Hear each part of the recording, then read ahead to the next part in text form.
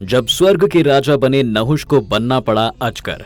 मित्रों, एक बार की बात है, स्वर्ग के राजा इंद्र अपने किए हुए एक पाप पर शर्मिंदा होने के कारण कहीं ऐसी जगह जाकर छिप गए थे जहां उन्हें कोई ढूंढ ना सके। उनके लापता होने से देवताओं और ऋषियों को बहुत कष्ट हुआ। एक राजा के बिना लोग या उन पर शासन करने के लिए राज्य की परिषद समृद्ध नहीं हो सकती। इसलिए देवता और ऋषियों ने हर जगह इंद्र को ढूंढा, परंतु वे नहीं मिले। अंत में सर्वसम्मति से राजा नहुष को नए राजा के रूप में चुना गया। इस प्रकार सभी देवतागण नहुष के पास गए और स्वर्ग के राजा के रूप में उन्हें मुकुट अर्पित किया गया। पहले पहल तो नहुष ने विनम्रता के कारण प्रस्ताव को अस्वीकार कर दिया और बोले, मुझे क्षमा करें, मैं स्वर्ग का राजा नहीं बन सकता। मैं एक तुच्छ सा प्राणी, आप शक्तिशाली देवताओं की रक्षा भला कैसे कर सकता हूँ? यह तो मेरे लिए एक असंभव कार्य है। लेकिन सभी देवताओं और ऋषियों ने ज्यादा आग्रह किया और कहा, संकोच मत करिए महाराज, एक बार हमारे राजा के रूप में स्थापित होने के बाद हमारी तपस्या की सारी योग्यता और शक्ति आपकी होगी और आपकी शक्ति सभी देवताओं से बढ़कर होगी। जिस किसी पर भी आप अपनी निगाहें जमा देंगे, उसकी सारी शक्ति और ऊर्जा आपको स्थानांतरित कर दी जाएगी और आप अजय हो जाएंगे। इस आश्वासन के बाद शुरुआत में तो नहुष ने बड़े ही लगन और विनम्रता पूर्वक कार्य किया, और दूसरा, क्योंकि वह पृथ्वी पर भी एक राजा थे, तो वहां से अपनी योग्यता द्वारा अर्जित की गई प्रसिद्धि ने भी उनकी खूब सहायता की। परंतु बहुत जल्द ही स्वर्ग की सारी शक्ति और ऐश्वर्य ने नहुष को अहंकारी बना दिया। उसने अपनी विनम्रता को खो दिया और सत्ता के मद से पूर्णतः भर गया था। नहुष ने स्वर्ग के सुखों में स्वतंत्र रूप से लिप्त होकर अपने आप को अदम्य और कामुक विचारों के हवाले कर दिया था। एक दिन उन्होंने इंद्र की पत्नी सची देवी को देखा और उनकी सुंदरता पर मुग्ध हो गया। वासना से ग्रस्त होकर उन्होंने देवताओं को सची देवी को अपने पास लाने की आज्ञा दी, क्योंकि वह उन्हें अपनी पत्नी बनाने की इच्छा रखते थे। जब सची देवी को नहुष के आदेश का पता चला तो वह उसी समय उग्र और भयभीत हो गयी। बेबस होकर वह देवगुरु बृहस्पति के पास गयी और सुरक्षा मांगी। बृहस्पति ने उनकी इस विपत्ति को समझते हुए उन्हें अपने आश्रम में आश्रय दे दिया। लेकिन जब यह बात नहुष को पता चली तो वह पूरी तरह क्रोध से भर गया। उसने तुरंत ही देवताओं की एक सभा बुलाई और सबको इसके संबंध में सूचित किया। हालांकि उसे इतने क्रोध में देख देवता भयभीत हो गए थे, परंतु इसके बावजूद भी सभी देवताओं ने मिलकर उसे समझाया कि सची देवी पहले से ही किसी की पत्नी है, उनके साथ ऐसा करना उचित नहीं होगा।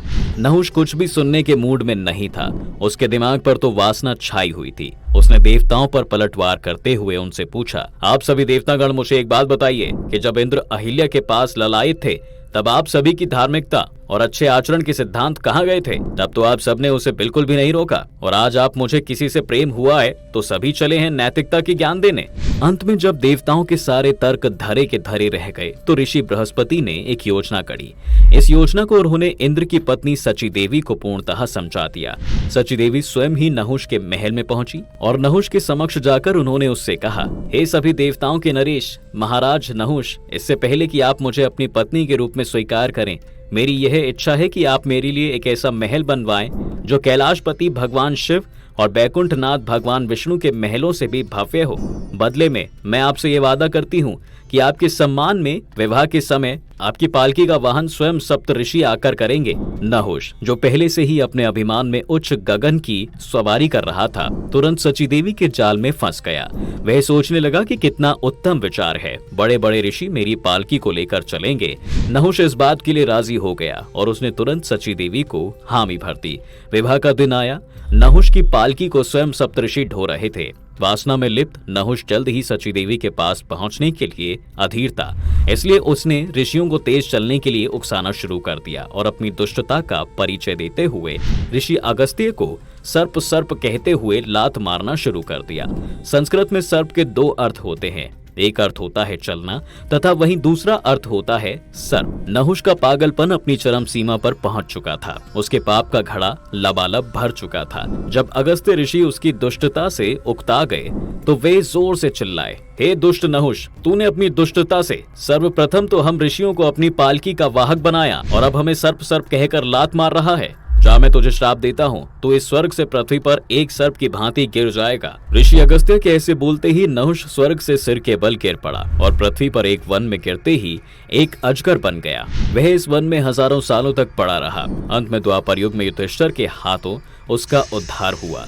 राजा नहुष की यह कथा हमें सिखाती है दोस्तों कि किस प्रकार अहंकार एक अच्छे भले व्यक्ति का संपूर्ण जीवन बर्बाद कर सकता है। वैसे भी शास्त्रों में अहंकार को मूर्ख व्यक्ति के 5 लक्षणों में से एक माना गया है। तो दोस्तों आज की इस वीडियो में बस इतना ही। आपको ये वीडियो कैसा लगा प्लीज हमें कमेंट सेक्शन में जरूर बताएं।